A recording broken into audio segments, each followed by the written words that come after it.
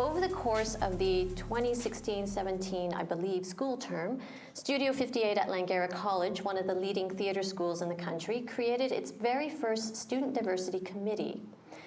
Shanae was one of the lead students who worked to establish the framework of this milestone. So maybe you could start by telling us how the process of creating a Student Diversity Committee came about. Who was involved, and what strategies did you use? So it all started off in September 2016 when Kathryn, it was Kathryn, came up with the idea of having a student advisory committee. And that advisory committee was a diversity advisory committee, was to sort of talk to the teachers, and the teachers also talking to us about diversity at Studio 58. And so I think we had 2 meetings in that semester, and the first one had 15 people who came out to it. And what that— You mean 15 students or 15 students that came out to it, and then we had 2 faculty members as well, which was Kathryn Shaw and David Hudgens. And that compromised of basically just opening it up and saying, let's talk about diversity. And you can imagine kind of how that conversation ended up going, which was that it got very heated and it could get a little bit defensive, but we were working through stuff, because the biggest thing is that once you give somebody a voice finally after a long time, it's sometimes difficult to control how much that they need to get out, right? And you had 15 people in that room who had a lot to get out. So what were some of the students' concerns? A lot of it was casting. That was what we were getting at that moment, because most of them were also in the upper terms. So in the upper terms, that's probably one of our biggest issues. We're no longer really dealing with a lot of classes. We have classes, but mostly we're on stage. And also as actors, that's where we're seen the most, right? So that's also where we get to practice our art. So if you don't feel like you actually have a place on that stage, it can be really difficult to feel like you have a place at school. And so that was one of the biggest things that really came out of there. And then we had another meeting in that semester, and the next semester we had another 2 meetings. And then Kathryn and I had a conversation where we basically both came to each other and said, you know what? We kind of feel like it might be better if the teachers aren't here. And the reason for that is so that the students could really feel like they can talk openly. I mean, a first-year student who hasn't even worked with Kathryn but knows that Kathryn is the artistic director of Studio 58, they could be a little bit intimidated. I know that I would, right? So it kind of started there, which is where I sort of came in and started, I spoke to Kathryn about running one of our meetings, and basically I had a couple of ideas, which was that we would basically just get on the same page about things. So we sat down and I gave everybody Post-it notes and I said, here are 3 questions. Either you can share a memory of a diverse moment, or a moment that was lacking in diversity for you when it comes to theater, or you can talk about what diversity means to you. Or there was another question, but I can never actually remember it. And we all wrote down our answers on these Post-it notes and we put them all on the chalkboard. And then we went around in the circle and we all talked about what we had come up with. And I think that kind of put everybody on the same page that, look, we're all in this together. We all see it. We've all felt like we were either marginalized at some point or felt really connected to diversity, so we're all fighting for the same thing. And that kind of kicked off a lot more student involvement until we got to a point where now we've got about anywhere from 2/5 to half of the student body coming out normally to all of our meetings, if not more. So it's been really successful there, and people really want to feel heard and they really want to engage with diversity. And we ended up building up a lot more framework around it and coming up with 3 main objectives of ours. And the first one is to educate students and faculty about diversity and how to bring in policies that not only do the right thing, what we're trying to do, but also do it in a way that isn't appropriating and isn't making other people feel like they're not being heard or pushed down. The second thing was to connect professionals. I had gotten to a place where I was pretty confident about my career. I didn't really feel like I had too many problems when it came to diversity. It was going to be a real, problem, but I was going to figure out my way through it. I'm a smart enough person. But one of the big reasons for that is because I had people who were working professionally that I reached out to, because I'm that kind of a person. and they really wanted to help me. And so I looked at the rest of the students and I went, a lot of them don't feel like they can do that, but there are professionals out there that really do want to help you. So how can we connect them and bring them in here as well? So that was our other really big thing. And then our last one was just to find stuff around the school, projects and things like that that really help the students get into it and get diversity going. And that's where we're at right now. Great. So maybe you could just, before we hand it over to Kathryn, maybe you can just speak a little bit more about the risks to the artists, to the students. I mean, you know, we're talking about a huge power dynamic, differential between faculty and student. And also, at the time you started it, how many faculty of color were there at Studio 58? I don't think there were any. And I know that was an issue because I had heard several cases of students going up to teachers and saying, look, I've got this problem. I feel like I'm always being told that I need to play this role, that I'm only going to play this role. And teachers saying things, well, yeah, I've got friends that complain about that too. Honestly, it kind of gets a little bit annoying and things like that. And those are real instances that I heard of. And that was also why when this diversity thing came around, I was like, I'm not going to let that die. Doesn't matter if I've got to put in all the extra hours and stuff like that. I'm not going to let that die. Because I had been tiptoeing, and I'm really, really good at code switching. I'm really, really good at code switching. It's one of my best attributes. And for those in the room who don't know what code switching means, can you just elaborate on that a bit more? So code switching is changing either the way that you comport yourself in general or changing the way that you talk. So a lot of the time I will talk with a whole lot more slang, but when I'm at school, I don't use any of that. Because a lot of the time, what happens in a lot of white institutions especially is that they start to say, oh, that person is this kind of a person, and they start to marginalize you and start to push you away. One of the big things that I learned, because I went to a performing arts school as well, was that don't give them the chance to do that because they're already gonna do that anyways. Right? So when I'm talking to my friends back home and stuff like that, they'll still tell me, what's going on? Why are you being so white? Right? And I have to remember that because one of the biggest risks for a lot of students, to get back to your question, these conversations have been going on for a very long time. We are not starting these conversations at all. You know, there are students that I know who have graduated 15, 20 years ago, and they've sat down with me and said, we had the exact same issues. We had the exact same issues. Nobody really talked about it. And even now, like we've graduated, we still don't talk to them about it because we're afraid of being blackballed. We're afraid of being like pushed out of things. And I actually had an incident at the school where I had brought up issues in one of the shows that we were working on with the way in which certain groups were being treated that we were telling the stories about. And that director told me that I was being difficult, right? He wrote it in my notes that I was being difficult. And he had actually engaged us. I didn't stop rehearsals or anything like that for it, right? So, I mean, that's very, very real. And people are also afraid that, you know, the teachers will say, you're difficult to work with. And I remember when I called up one of my friends and she said, you're damn right, you're difficult to work with. Yeah, absolutely you're difficult to work with because you're not gonna roll over for shit. And that's the truth. And that's why I feel like, you know, when people say, yeah, that woman can be a real, or, you know, that person can be like, you know, really difficult. Well, yeah, because people have to be sometimes, especially because of the roles that society pushes them into, right? So, yeah, those are the things. Right.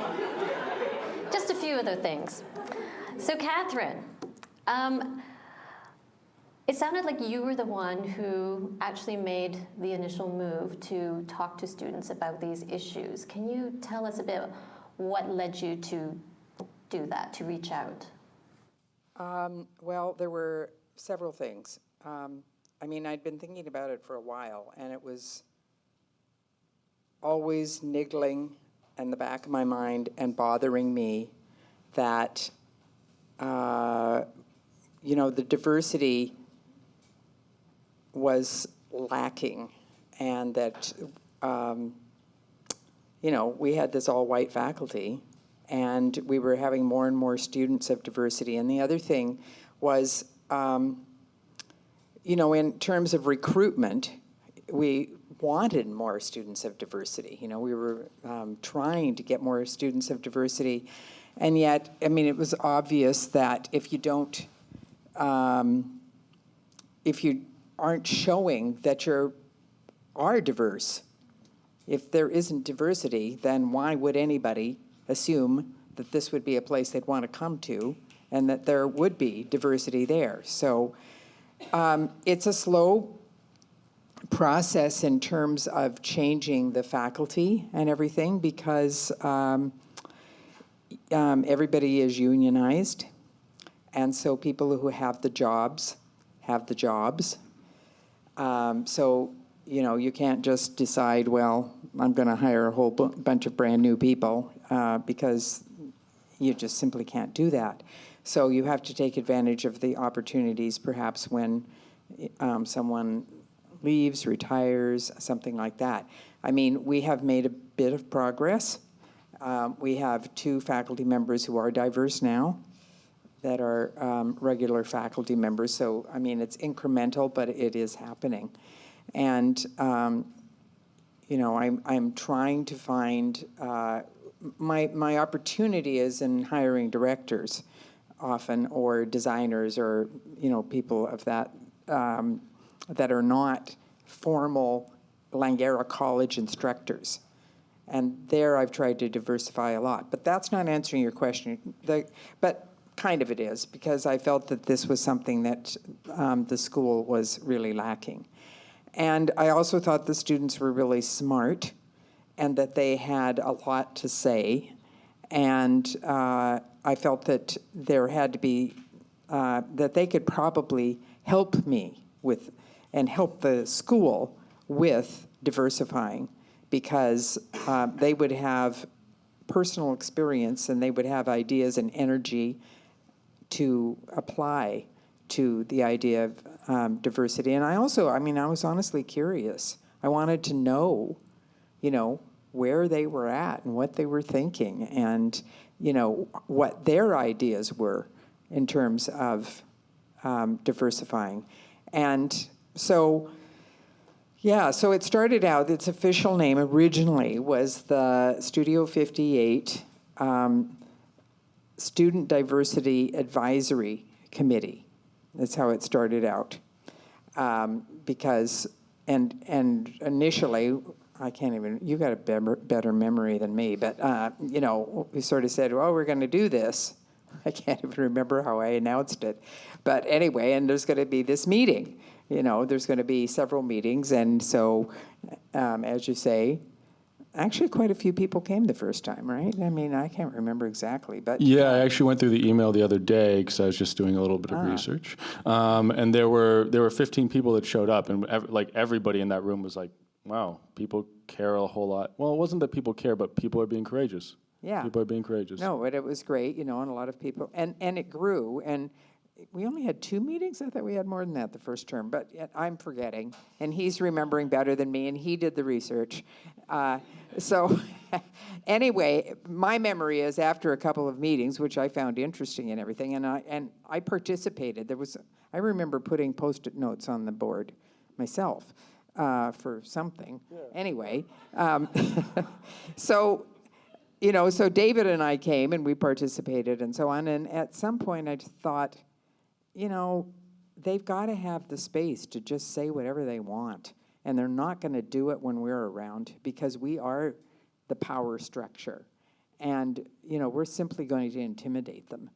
And it exceeded all my expectations, this committee, and how wonderful the students were in taking ownership and to really applying themselves to important issues and bringing them forward. And they've done all kinds of other things. They've organized forums.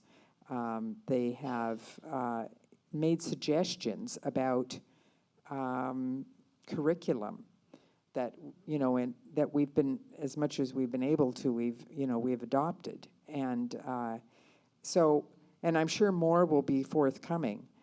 I got a little bit worried when my friend Shanae here was going to graduate because he and Lily had been so instrumental in keeping, and Michelle and Marguerite here, they'd been really instrumental in keeping this whole committee afloat. And I was worried about the passage, passing the torch. But they did it in a really excellent way. And it's carrying on. They had an election, I think, right? An actual election, and people were voted in, and it's carrying on again, and we're now in our third year. So, I mean, that's why. It's a long story that I'm trying to make shorter. Okay. Kathryn, maybe you could tell us if you allocated any specific resources or other kinds of support from the administration to make this committee a success. One thing that we've done is that we've offered, when they've had a panel, when they've brought people in, we've offered an honorarium to the panel members that come in. So you provided some funding? Yeah, we've provided some funding.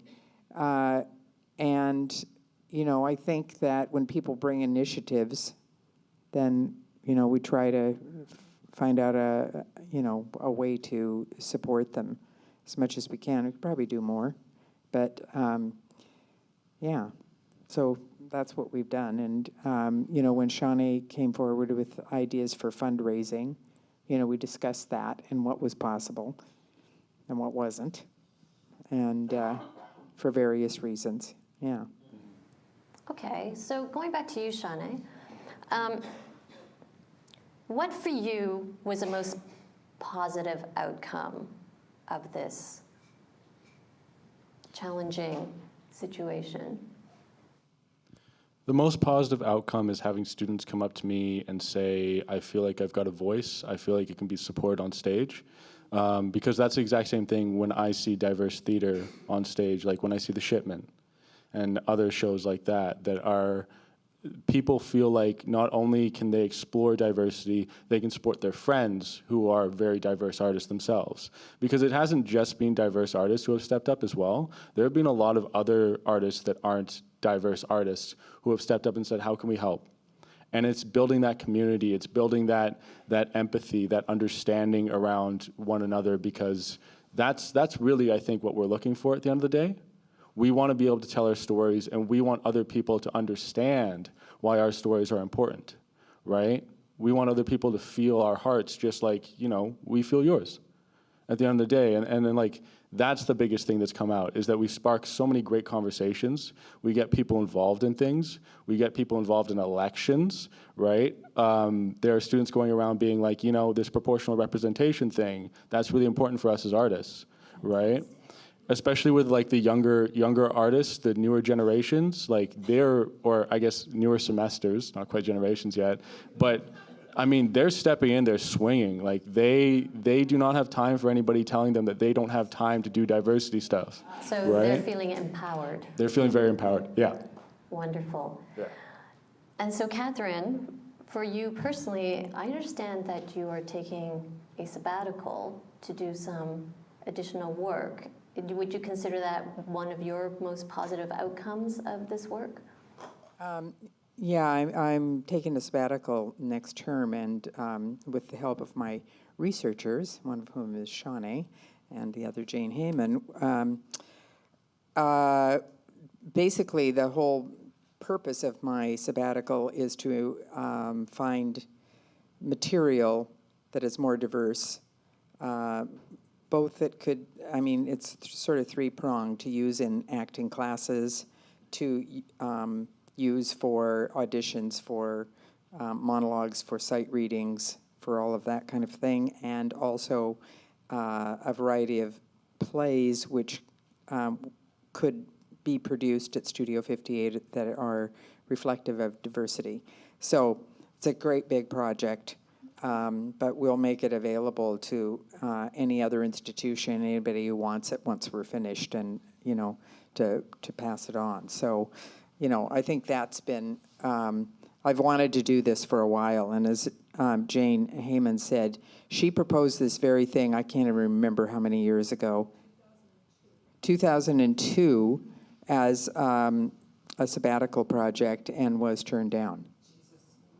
Yeah, so I mean, at least the college is evolving, you know, and the situation is certainly better than it was overall, you know, in terms of things like that. And for me, what I want to say is the most positive thing that's come out of the diversity committee, for me, really, was the empowerment of the students, because I thought, I mean, I was just thrilled, really, with the fact that the students had so much ownership of this issue and took marvelous steps forward and found power, and also even found talents within themselves that I don't think they knew they had. And that was really exciting. And so, and it's continuing. I'm seeing it happening with the people that have succeeded Shanae and his peers. Yeah. Thank you. I was going to wrap it up, but what you said prompted two more questions in my mind. So one of them is, how long have you been the artistic director of Studio 58? This is embarrassing. I've been the artistic director since 1985, but I actually started teaching there in 1974, part-time. So yeah, oh my God is right. Very long. You have a very long history with Studio 58, so let me ask you this. Why do you think it took so long? Oh, I think, you know, all the typical stuff, you know. I mean, the white power structure, and, you know, well, my God, you know, back in 1974 when I started teaching there, I don't think there was any diversity in the Vancouver theater scene that I can remember, except for maybe Margot. That was about it. I mean, there really was nothing. I mean, they did The Ecstasy of Rita Joe and did a native Canadian woman play that part? No. You know? Yeah, there was literally no diversity. And so I think that, yeah, I think that we were just part of that white power structure for a long time. And so slowly it's been breaking down and has made room for other people, and there's a long ways to go still. Great. Thank you, Kathryn.